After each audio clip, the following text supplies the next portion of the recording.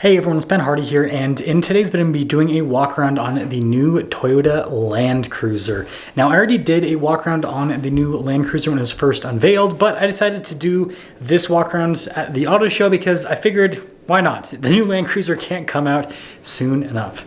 Before we get into this video though, as always, if you're going to save time and money the next time you purchase a car, link to my car buying guide in the description down below. Let's get into it.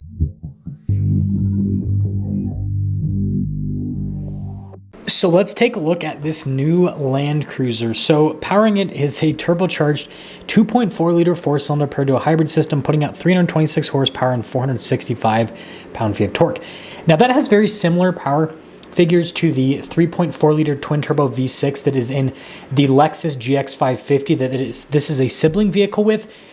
However, I still think they should have just given this the same treatment as the Lexus, given it the V6. I've heard a lot of people that are long-term Toyota buyers, and I understand Toyota and Lexus, same company, but regardless, the point I'm trying to make is they're long-term Toyota buyers, and they're going to go for the Lexus this time around because they would rather have the V6 over the four-cylinder, even though the four-cylinder, right, is probably going to have slightly better fuel economy in terms of the EPA ratings and then all that, but I mean, real world, the bigger engines almost always do better with actual fuel economy.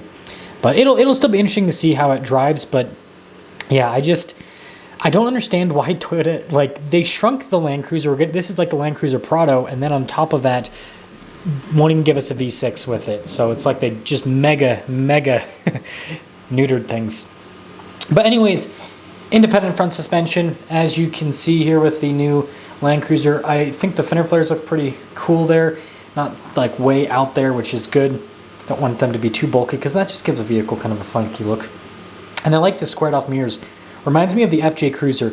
And that's another thing with this new Land Cruiser is it reminds me more of the FJ Cruiser than it does of a Land Cruiser. And I understand there's some heritage things on this that make it look like some of the older Land Cruisers, but yeah. Solid rear axle, if you're wondering. They've got a multi-link setup there in the back. So I mean, sure, it's going to ride great because of that setup. And then obviously, having a solid rear axle is going to help out the articulation off-road. And if you're wondering in person, there's kind of people around. Gives you sort of a gauge of the size of this. It's frankly doesn't look that much bigger than a 4Runner. It looks like it's just slightly larger than the current generation 4Runner in terms of the sizing. And there's your iForce Max badge to let you know that you're rocking a four-banger Land Cruiser. Who would have thought that we lived in a world where a Land Cruiser badge would be on a four-cylinder turbo car? But you can see the spare tire, and this one obviously has like a street tire setup. I can't wait until people get a hold of this and put some real tires on it, lift it a little bit too. I'm sure that it'll look fantastic. But overall, I think the styling's good. I still think that the styling on the GX550 is better, if that makes sense. I think it looks a little bit nicer.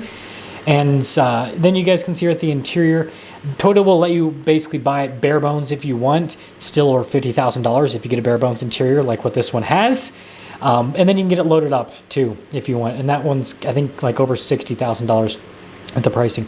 But it's got a cool, rugged looking interior. And, I guess just from my perspective, I know this video is kind of more opinionated.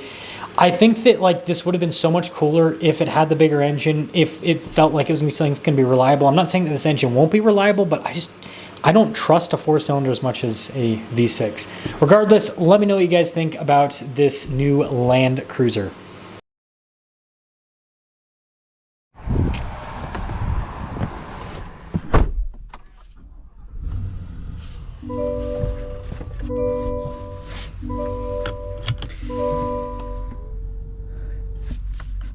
Well, let's talk about visibility before we set off. Here's visibility over the hood and hope you can see the heads-up display. Both the mirrors, just do a blind spot monitoring. Throughout the rest of the rear. And let us set off.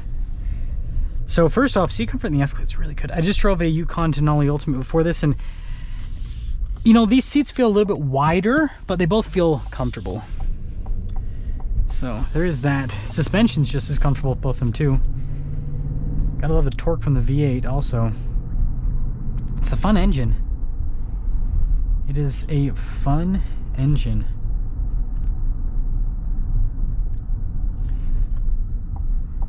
Good power overall, transmission smooth.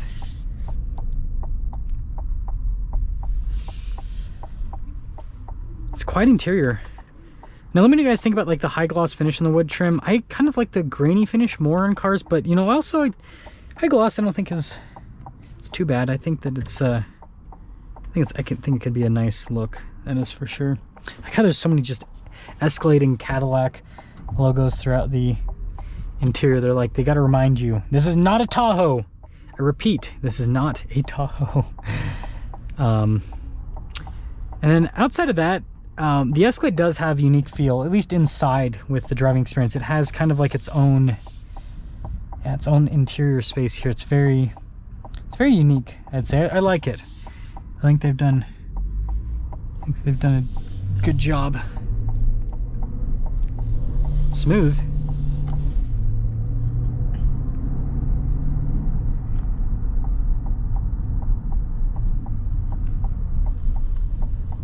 Yeah, I like the turn in too. I think that's solid.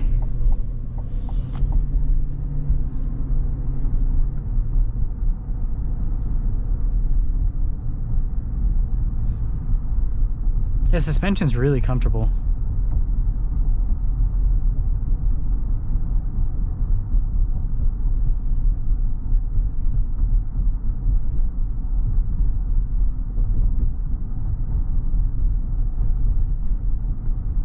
Yeah, the magnetic ride control and the air suspension help out quite a bit with just making it so that it's a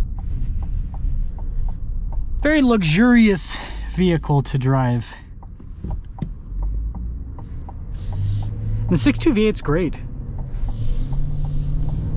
Again, it's got great power. Really, really solid power. So, to sum things up here with the Escalade, I like this a lot. And I think this package is, you know, I know this is not the one that people are going to necessarily go for because people like to go for the Sport or the Platinum, Sport Platinum, all that. But I do think that, you know, if you want a quote-unquote more reasonably priced Escalade, then that's what this provides. I mean, you still get tons of nice luxury features. And instead of paying the, you know, I think like a Sport Platinum is like almost $130,000, right? This saves you quite a bit of money over that. So let me know what you guys think, but I think the Escalade is still probably the king of full-size luxury SUVs. It just seems like nobody else wants to compete when it comes to space plus luxury plus this still has a V8.